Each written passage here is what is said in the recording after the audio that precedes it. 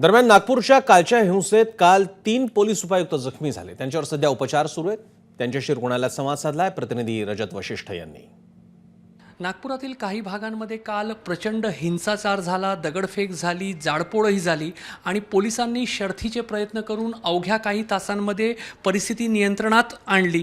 आणि जे काही कर्तव्यदक्ष पोलीस होते, पोलीस कर्मचारी असतील, पोलीस अधिकारी असतील, त्यांनी शर्थीचे प्रयत्न तर केलेच आणि आपली जीवाची बाजी लावून त्यांनी नागपूर शांत करण्याचा प्रयत्न केला। आणि ज्या सकाळपासून आपण ज्या अधिकाऱ्यांसंदर्भात बोलतोय की DCP दर्जाचे 3 अधिकारी जे आहेत कालच्या संपूर्ण हिंसाचारामध्ये कर्तव्य बजावताना जखमी झाले, त्यापैकी एक आहेत नागपूरच्या झोन 5 चे DCP निकेतन कदम सर आहेत आणि दुसरे नागपूरच्या आर्थिक गुन्हे शाखेचे DCP शशिकांत सातव सर आहेत। दोघेही आपल्यासोबत बोलण्यासाठी रुग्णालयामध्ये आहेत। सध्या त्यांच्यावर रुग्णालयामध्ये उपचार सुरू आहेत। सर, काल आम्ही बघितलं होतं अगदी रक्तबंबाळ स्थितीमध्ये तुम्ही त्या ठिकाणातून जिथे दंगल उसळली होती तिथून बाहेर येताना मी तुम्हाला पाहिलं होतं। काय नेमकं झालं? तर सर्वप्रथम तर मी हे सांगेन की आपल्या नागपूरचे CP सर यांच्या लीडरशिपमध्ये संपूर्ण नागपूर पोलिसांनी आणि बाहेरून मिळालेल्या SRPFच्या मदतीने खूप चांगल्या प्रकारे आपण परिस्थिती हँडल केली। त्यामध्ये आता त्या एरियामध्ये खूप कंजेस्टेड लेन्स आहेत, त्यामध्ये आत आम्ही जी क्राऊड होती ते अगदी वेगळ्या प्रकारे सगळीकडे स्टोन पेल्टिंग करत होते। त्यांच्याकडे शस्त्र होते, काठ्या होत्या, पेट्रोलच्या बॉटल्स होत्या। त्यामुळे आम्ही पुढे जाऊन त्यांना मागे करण्याचा प्रयत्न करत होतो। त्यातच आपली एक टीम एका घरात सर्चसाठी गेली, एक संशयित स्टोन पेल्टर तिथे होता म्हणून, आणि तितक्यात ती 100चा क्राऊड तिथे जमा झाला। मग ती टीम आत होती, मी तिथे बाहेर होतो। आता करायचं काय, कारण ते सगळेजण जर घरावर गेले असते तर तो खूप मोठा एक अप्रिय घटना घडण्याची शक्यता होती। तर माझ्याकडे लाठी होती आणि हेल्मेट होतं, त्याच्या बेसिसवर मी त्यांना मागे करण्याचा प्रयत्न केला। त्याच्यातले ज्यांच्याकडे लाठी होती ते मागे सरकले देखील, परंतु एकाकडे कुऱ्हाड होती आणि त्यांनी अगदी डोळे लावून त्याचा वार केला आणि मी मग ते अडवण्याचा प्रयत्न केला, तर हातावर एक डीप इंजरी झालेली आहे। पण तेवढ्यात ते मागे सरकले आणि आम्ही सर्व तिथून सेफली बाहेर पडलो। संशयितला पकडण्यासाठी आपले सहकारी आत गेले होते आणि त्यांना 100-150 लोकांनी एका प्रकारे त्या घराच्या बाहेर घेरलं होतं। आपल्या सहकाऱ्यांच्या सुरक्षिततेसाठी तुम्हाला सामोरं जावं लागलं। हां, बरोबर आहे। ते आमची टीमच होती, ती आत होते ते, आणि ते इतके लोक बाहेर होते तर कुठलाही अनुचित प्रकार घडण्याची शक्यता होती। तर त्यांना मागेकडनं मला सगळ्यात महत्त्वाचं वाटलं त्यावेळेस, कारण या सर्वांना बाहेर काढायचं होतं। तर ते करण्याचा प्रयत्न केला, ते काही मागेही झाले, परंतु एकाकडे शस्त्र असल्यामुळे त्याने तो अटॅक केला, परंतु ते सर्व सेफली निघाले बाहेर, आपली जी टीम होती ती। मोठ्या संख्येने पोलीस कर्मचारी जे आहेत ते काही दृश्य स्वरूपात जखमी झाले, काहींना मुका मार लागलाय, दगडांचा मार खूप वर्षाव होत होता। अगदी बरोबर। दगडांचा फक्त समोरून क्राऊडकडूनच नाही, तर आम्ही त्या लेन्समध्ये आत गेलो तर वरून बिल्डिंग्सवरून देखील आमच्यावर दगडांचा वर्षाव झाला। त्यामध्ये आमचे DCP EOW सातव साहेब आहेत, त्यांचं देखील अँकलला मार लागलेला आहे। DCP ट्रॅफिक आहेत RG चांडक सर, त्यांचा नी लिगामेंट टियर झालेला आहे, त्यांना देखील मेजर इंजरी झालेली आहे आणि अगदी मोठे दगड फेकण्यात आले होते। आणि हे कुठेतरी पोलीस प्रशासनाला टार्गेट करण्याचा प्रयत्न केला आहे काही असामाजिक तत्वांनी। तर त्याच्यामध्ये आपण विविध गुन्हे देखील दाखल केलेले आहेत आणि CP सरांच्या लीडरशिपमध्ये आपण आता अरेस्ट देखील करत आहोत। तुम्ही झोन 5 चे DCP आहेत। खरं पाहिलं तर तुमचा कार्यक्षेत्र नव्हता, मात्र काल सगळे नागपूरचे सर्व पोलीस अधिकारी त्या ठिकाणी होते आणि खरं पाहिलं तर तुमच्या कार्यक्षेत्राच्या बाहेर कर्तव्य बजावताना तुम्हाला ही इंजुरी झाली।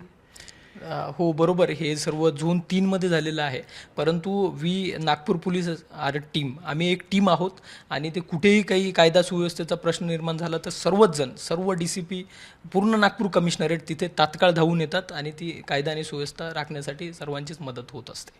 आज मुख्यमंत्री महोदय जे पोलीस विभागाला हेड करतात, ते गृहमंत्रीसुद्धा आहेत, ते पण आपल्याशी व्हिडिओ कॉलवर बोललेले आहेत।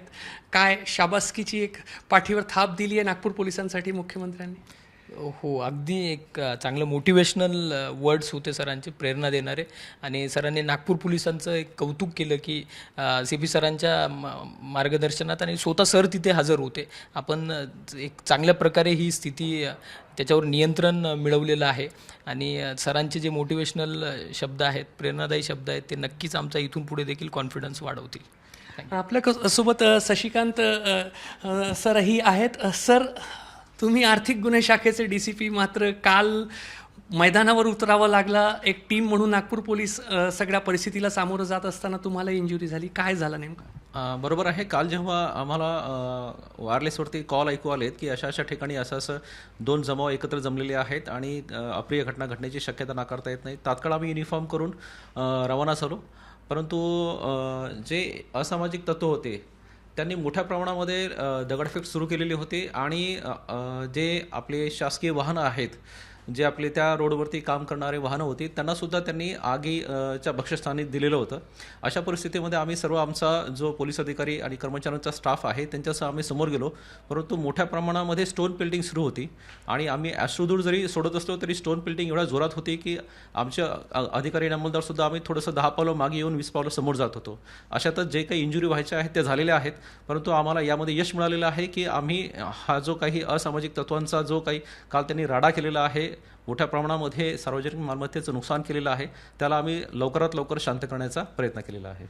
सर, काल अंधार होता आणि त्यामुळे दगड कोणत्या दिशेने येईल हे काही माहीत नव्हतं. अगदी तोंडावर लागेल, डोक्यावर लागेल, पाठीवर लागेल. त्यामुळे फार भयावह परिस्थितीमध्ये तिथे ब्रिजचं काम सुरू असल्यामुळेही कुठल्या भागातून दगड येईल काही शाश्वती नव्हती. एकदम बरोबर आहे.